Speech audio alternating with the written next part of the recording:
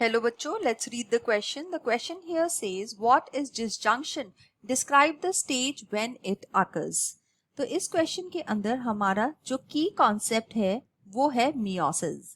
तो मियोसिस के अंदर ये स्पेसिफिक जो प्रोसेस है डिसजंक्शन का ये होता है. तो सबसे पहले हम समझ लेते हैं कि डिसजंक्शन क्या होती है. डिसजंक्शन का मतलब होता है separation of homologous chromosomal pairs. Separation of homologous chromosomes.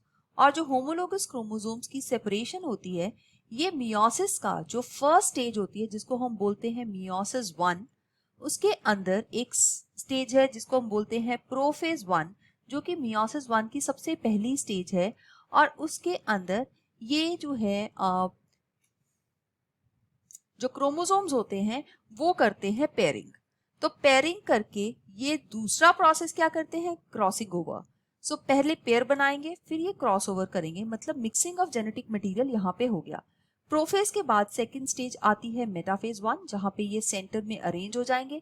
और थर्ड स्टेज आएगी एनाफेज 1.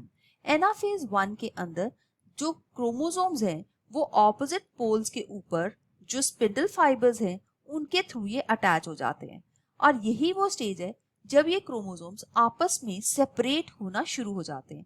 इसको कहते हैं डिसजंक्शन. सो ये तो हमें पता चल गया कि ये डिसजंक्शन होती है. अब स्टेज क्या है, स्टेज है एनाफेज 1 ऑफ मियोसिस 1. तो इस स्टेज के अंदर ये सब कुछ होगा. और यहाँ पे एक बात जो नोट करने वाली है कि अगर ये क्रोमोसोम्स आपस में सेपरेट ना हो जिसको हम नॉन डिसजंक्शन कहते हैं, तो इसकी वजह से बहुत सारे जो जेनेटिक डिसऑर्डर्स हैं, जिस तरह से जिसका एक बहुत ही कॉमन एग्जांपल है डाउन सिंड्रोम जो कि 21st क्रोमोसोम की नॉन डिसजंक्शन की वजह से होता है. तो ये एग्जाम्पल जो है यहाँ पे आपको इस आंसर को अच्छे से समझने में हेल्प करेगा. I hope you have understood it well. All the best. Thank you.